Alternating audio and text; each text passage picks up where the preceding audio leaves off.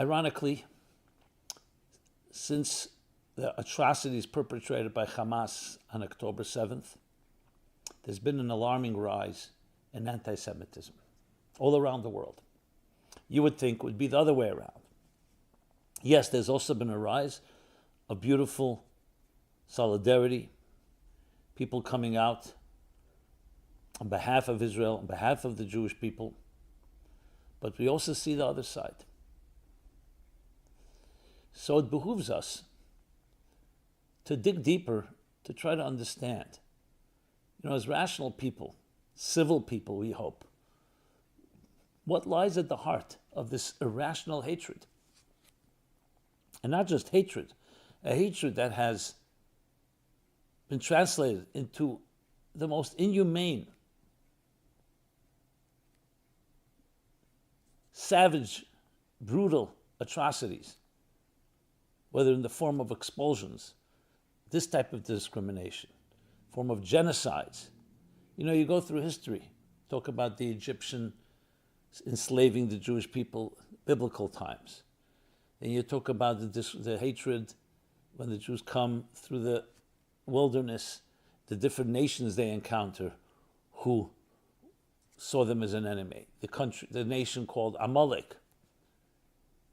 Fast forward a bit, you go to the Babylonian Empire, the Assyrian Empire, the Babylonian Empire, the Greeks, the Persians, time of Persian Empire, where Haman and Persia wanted to turn total genocide of all men, women, and children, Jewish men, women, and children, the story of Purim.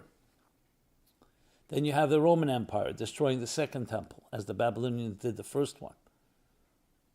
You go through the Ottoman Empire, the Spanish Empire, the expulsion of the Jews in 1492. Prior to that, you have the Crusades, you have the Inquisitions, you have the pogroms, and finally, the Holocaust. And I just listed a partial list.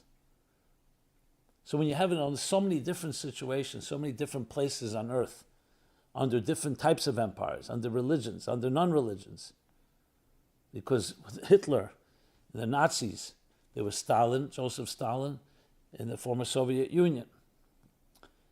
So from a scientific point of view, you can't say it's associated with a particular set of conditions. Many, for instance, attribute anti-Semitism, which, by the way, was coined in the 19th century.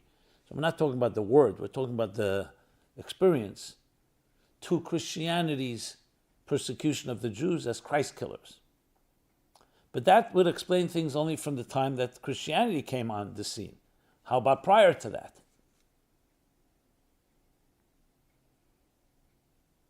So how do you explain this? What is something in common where the Jews seem to be the single most discriminated against minority? And many theories have been posited from the fact that Jews have always been a successful minority, which means an easy scapegoat, to the fact the conspiracy theories of the protocols of the elders of Zion, that the Jews are conspiring to control the world, and that they do indeed control the world, the media, the banks, governments. But what lies behind those conspiracies? What lies behind all of that? The stereotype of the Shylock, the Jew as a money lender,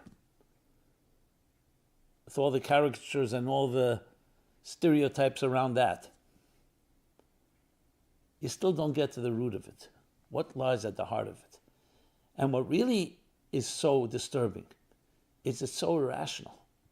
You would think in a scientific world, in a world of the Enlightenment, but Voltaire was a rabid anti-Semite, as was Martin Luther, as was some other so-called thinkers. Yes, there were quite a few that also loved Jews, respected them. You could say maybe more respected than loved. So what is this about the Jew that is the lightning rod, or what some call the miner's canary, that whenever there's problems, it is the Jew that is always identified, always targeted? And here again today, in our times, When you would think again, after everything we've gone through, we have a little land called Israel. Let us live in peace. What do you want? So no, not just killing and murder, but in a most brutal fashion, without going into all the graphic details. I believe when we do get to the core of it, not only will it teach us what drives this hatred, this evil, but it'll teach us something about ourselves, about all human beings. And once you learn about that, it could also teach us how we can remedy it. Because just as anti-Semitism is so universal throughout history, its cure, its antidote is also universal. In other words, if it's something that has affected so many societies, and so many different periods and eras in time, then the converse is also true, that whatever it is that drives it, that can be repaired, it's also a universal repair. And indeed, that's exactly what we pray and hope for. The end of days, what we call the Messianic age, a world of peace and harmony. And when the Jews will be left at peace, the world will have peace. As we shall discuss, that the blessings are not just Jewish blessings, but they're universal ones. So, here we go. To really appreciate this, I think we need to go back to the beginning. And what does the beginning mean? The beginning of documented human history. And in biblical terms, the story of Adam and Eve, the Garden of Eden. We're told God creates a universe, and yes, he plants a tree called the tree of knowledge of good and evil. Basically, two paths. The path of life, of good, of light, and the path of death, darkness, evil. And you need to choose. The human being was sent to this world to be a divine ambassador, to bring light into a dark world. A world that can be hostile, that can be selfish, a world where people are driven by self-interest, in the Freudian id, the social Darwinian survival of the fittest. That in a world like that, enter this world and transform it into a divine garden, a Garden of Eden. However, because we have free will, we can choose the other path. So in a way, you can say, as explained in the classic work, the Tanya, there are two voices inside each of us. The selfish voice, the voice of survival, of existence, taking care of myself, my needs, the selfish gene, using Dawkins' term. And then there's the voice of transcendence. I'm here to serve, to give, to bring something greater, to bring light to the world. And there's a battle going on, a perpetual battle. And it's up to you and I to choose. To choose, of course, the path of life, the path of light, the path of good. But there's a battle. That battle is inherent into the very fiber of existence. To use somewhat Kabbalistic terminology, this battle is the mere fact, in the words of the Holy Arizal, of Isaac Luria, the mystic, the 16th century mystic, who expounded the doctrine of tzimtzum, of concealment, that in order for existence to be an independent consciousness, the divine consciousness, which was all-encompassing, omnipresent, concealed itself to allow space for another. Think of a brilliant teacher. As long as his brilliance fills the expanse of everyone's consciousness, there's no room for independence of a student, of a child, of another. So to leave room for another is a tzimtzum. The tzimtzum's purpose is that we exist so we could be able to choose. But let's call it this way. Let's put it this way. A tzimtzum that's distorted, where the concealment becomes an end in itself, and you buy into it, instead of seeing it as a springboard for a deeper revelation, for a deeper consciousness, it becomes the root of the division between people, can ultimately lead to their divisiveness. Their diversity leads to divisiveness, which leads to hostility, which can ultimately lead to all conflicts, all the way to war and every form of discrimination. To put it in other terms, maybe we'll use a little language of modern physics, that there's an integral unity in all of existence. Everything's connected. The fact that the naked eye and our empirical tools don't experience it is simply because we're blinded. But everything is connected. Think of a human body. There's not one cell among the trillions of cells, the 35 to 45 to 75 trillion cells within us, all interconnected. And a healthy person, all coordinated.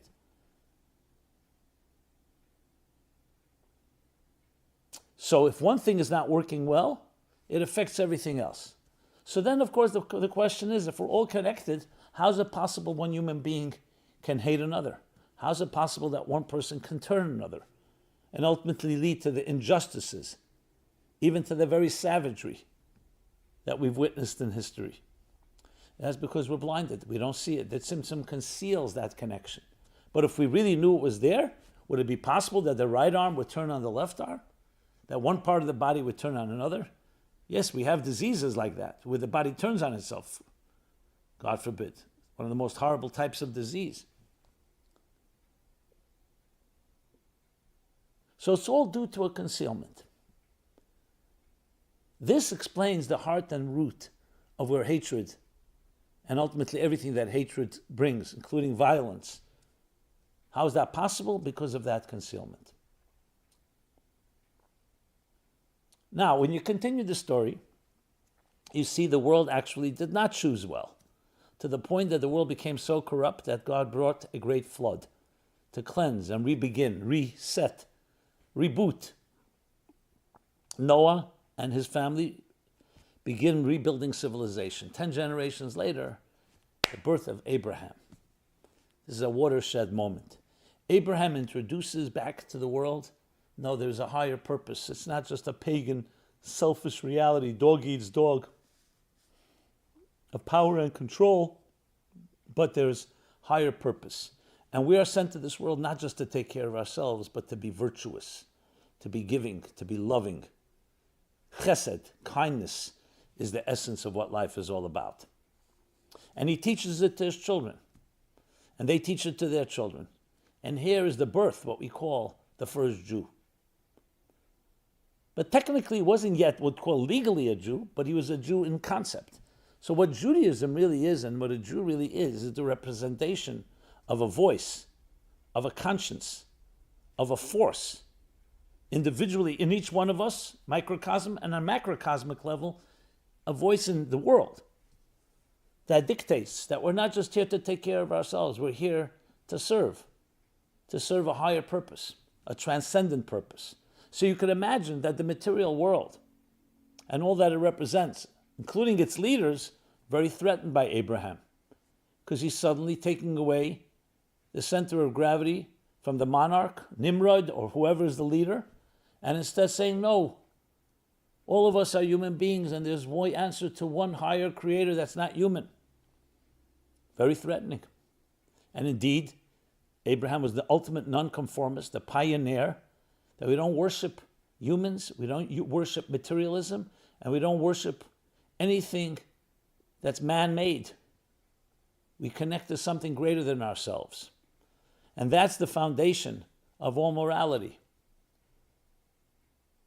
The founding fathers, and I'm going fast forward, but I'll get back to Abraham in a moment, the founding fathers appreciated that and understood that's the essence of any humane and decent society. All men are created equal. All people are created equal. And the Creator has endowed every human being with inalienable rights, the rights of freedom, the freedom of religion, the freedom of speech, the freedom of expression. And no one can take that from you because no one gave it to you. It comes from a higher force. As soon as one human being grants it to you, they can always take it away from you.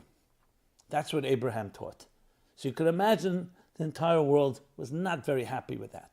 That is the heart of essentially what anti-Semitism really is. I don't even want to use the word anti-Semitism in this context because it takes on a certain, it's psychological or political meaning, far, far deeper. It's a cosmic hostility from a material world that wants to take care of itself, the hostility it has, and the resentment it has to a conscience and a transcendent voice that wants something greater than just me, me, me.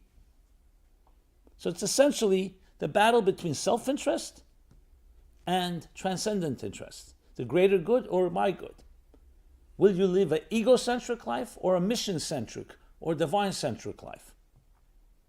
And that's what Abraham represented. And it's interesting, Abraham is called the father of all nations, because indeed he would have children. His children would be Ishmael, the ancestor of what would later be the Arab Muslim world, and a son called Isaac, the ancestor of the Jewish people. Isaac in turn would have two children, as we read in this biblical chapter this week, Esau and Jacob. Esau the warrior would be the ancestor of the Western Roman Christian world, and Jacob, son of Isaac, of the Jewish world. And their confrontations throughout history all are rooted back in the home of Abraham and then in the home of Isaac. So what do we read? We read, in this chapter we read that Rebekah, the wife of Isaac, was pregnant. It was a very difficult pregnancy. She was in great pain. She turns to God, why is my pregnancy so difficult? And the response, the divine response, because you carry two nations within you, two nations that will be at each other's throats throughout history. When one rises, the other one will fall. And when the other one rises, the first one will fall. Esau and Jacob, twins, alter egos, parallel universes. One is the warrior, the hunter, knows how to survive, and is a master of that. And the other is the wholesome scholar, the spiritual one. Essentially, the soul and the body. The spiritual needs of a person and the material needs. Now, it's important to emphasize, materialism on its own is not bad. It's the world that God created. It becomes a problem when it's materialism as an end in itself and not being harnessed and directed towards spiritual ends. As I said earlier, the concealment is a divine concealment. The problems begin when you take the concealment as an end in itself and don't realize that it's there to introduce the divine. And hence this battle between them. Later we will read, as the narrative unfolds, that even when they reconcile, there's something inherent tension between the two. This, my friends, is the heart of it all. And even if you were to speak to anti-Semites, they may not even be able to identify it. They'll find all kinds of reasons. That the Jews are powerful, that the Jews are manipulative, all kinds of reasons. The heart of it is, either consciously or subconsciously, because there's a difficulty for nations of the world that are still being driven by self-interest to accept a people that have embraced the path of God. The story is not over. So don't think this is a form of discrimination against the nations of the world. That's not where I'm leading to. But that's the initial step, and that's what Abraham was facing. People who saw him as an enemy. Let's talk about it in more practical terms.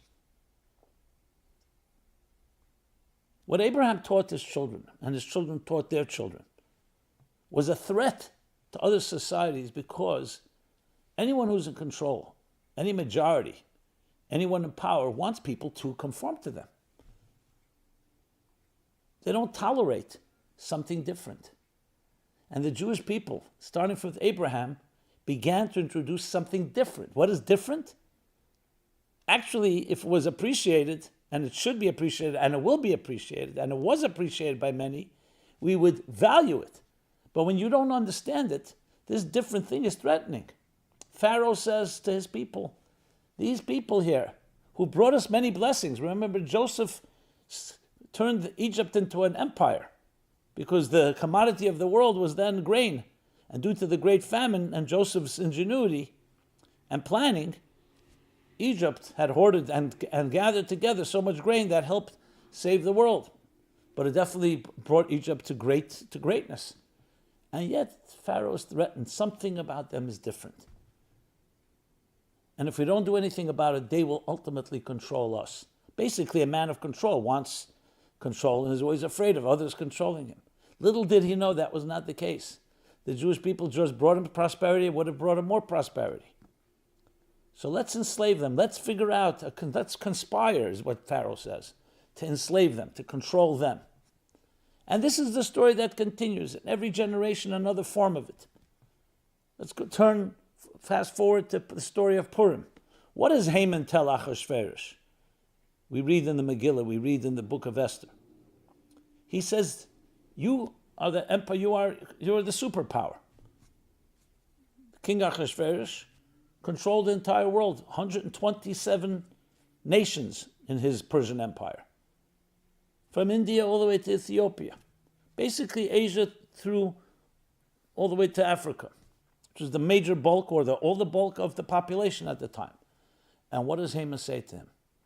There's this one nation, he's talking about the Jews, that are mefuzah, they're spread all over your empire.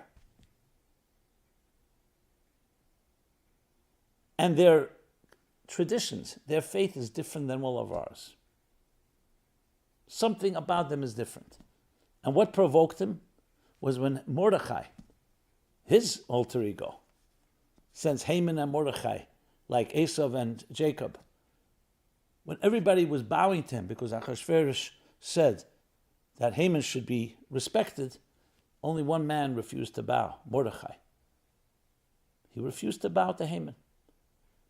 Lo yichru v'lo yishtachah v'the Megillah. He refused to bow, which incited and infuriated Haman. What was Mordechai saying? I don't bow to human beings. I only have one God. I don't bow to human beings. I don't bow to human institutions. The famous story with the previous Chabad Rebbe when he was arrested by the Bolsheviks. They wanted to intimidate him. So someone pointed a gun to his head. It was actually a Jewish anti-Semite. And said in Yiddish to the Rebbe, this pistol here has made many people cooperate. And the Rebbe looked at him with calm, without missing a beat, and said to him, this toy, this tzatske, can only frighten someone that has one world and many gods, but not someone that has one God and many worlds. Mordechai refused to bow. And that's what incensed Haman. Why? Because people of control. I want control. Here's a person. So it's really a deep insecurity perhaps on his part, because if you're so confident, why do you need him to bow to you? So he doesn't. But we're not going now into psychoanalysis. Well, partially, yes. But it could be other reasons as well. Bottom line is, someone who is in control of the material world is threatened by someone who does not conform to that. Someone who is not going to worship money and power and control. You can't buy him. And this has been the story. This by no means is suggesting that every Jewish person is a perfect and doesn't have their own issues. But the archetype of the Jew and the model of that, the living model, the shining example of that, the quintessential Jew, Abraham, Mordechai, called Yehudi. One of the names for a Jew is Yehudi. Yehudi comes from the word acknowledging, commitment. To whom? To God. And denying and rejecting anything but God. Everything else is idolatry. That is a threat. That's a threat to the seat of power. It's a threat to the things that we value when we're living in a material world. So think of this bizarre distortion. The Jew, the quintessential Jew, the archetype of the Jew, was meant to introduce into the world a fresh perspective of transcendence, but the world sees it as threatening, especially initially. But here is where the story continues to develop. We come to Sinai, and here the Jewish people formally receive the mandate, I am your God. Do not have false gods. Do not worship anything men do. We are all created in the divine image. Every human being on this earth, live up to that divine image. Through virtue, through kindness, through nobility.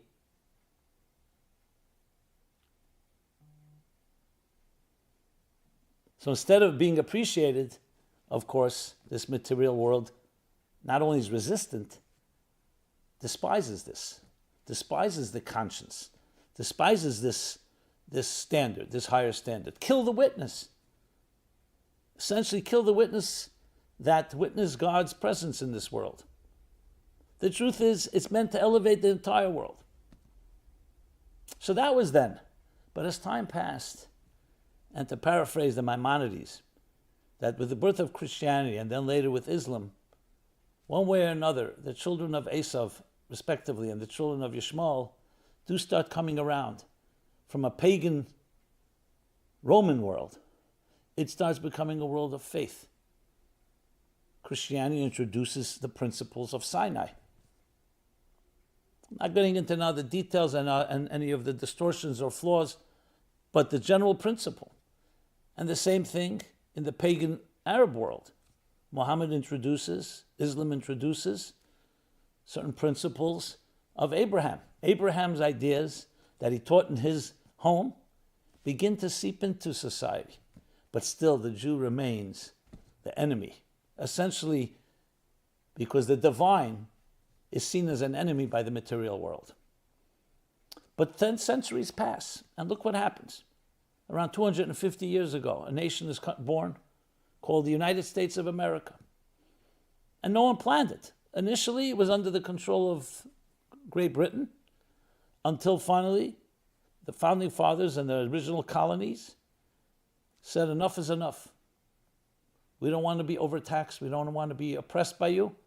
We want our freedom of religion. We want our freedom. And they build a new nation. They declare their independence. Choosing what? The principles of Sinai, the principles of the Bible. They're beginning to integrate. Instead of seeing it as a threat, they see it as really the source of their inspiration. Check out On Two Wings by Michael Novak. The Hebrew Republic, another book. How the roots of this republic, the United States, and its freedoms are all built on Torah metaphysics. They begin to appreciate. But there's plenty of built-in intrinsic anti-Semitism, using again that word, the anti-God element. And especially when you start introducing the Enlightenment that was really trying to say we can have science and free inquiry without a God. Look where that led. Look what's happening in the universities now without a God. Complete blurring of what is right and wrong. They all need the Jew. When I say the Jew, I don't mean the individual, I mean the archetype, which is represented by you and I. So now when all of this explodes yet again, it's just telling us there's work to be done. So of course what needs to be done on the short term and immediate term is to eradicate any evil that threatens any innocent man, woman, and child, especially those in the Holy Land. But Israel and the Jewish people represent the conscience. They represent the highest standards of transcendence. There's a fascinating medrash that says that if the nations of the world knew the blessings that came to them from Israel, from the Jewish people, from the Holy Temple, from Jerusalem, instead of attacking it, they would surround it with legions to protect it. Like we read about Abraham, those that bless you shall be blessed. Many understand that today, but many still don't. So our job, my friends, is to rise to the occasion. Yes, to fight the fights, and do what we have to do is to eliminate any of the enemies, the immediate enemies.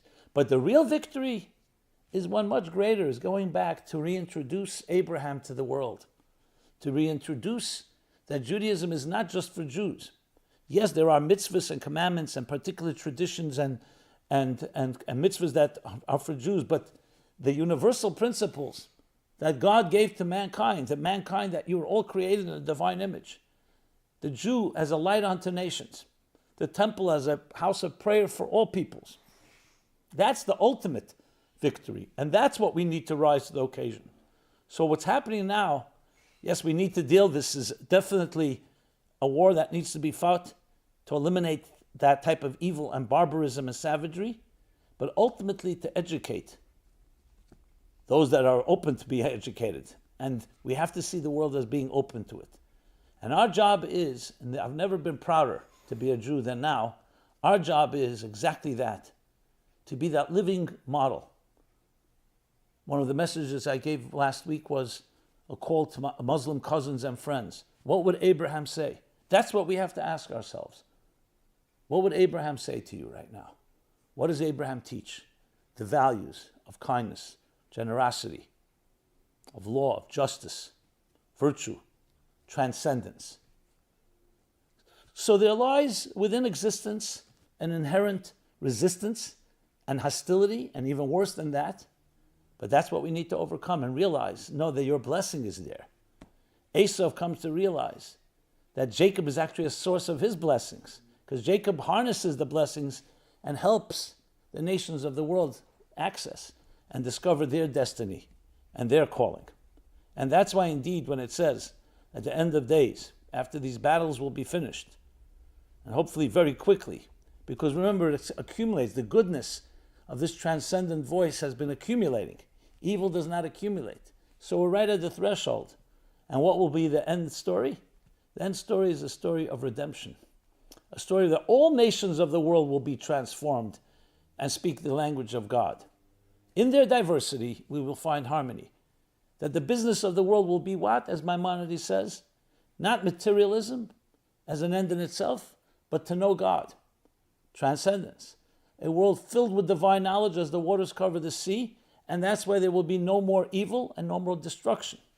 You see the correlation? Because when we embrace that transcendent voice, it's not your enemy. It's actually your friend. This is what we have to tell the material world. This is what the nations of the world who still have that hostility, they have to realize this is your blessing, this is your purpose. You just don't know it yet.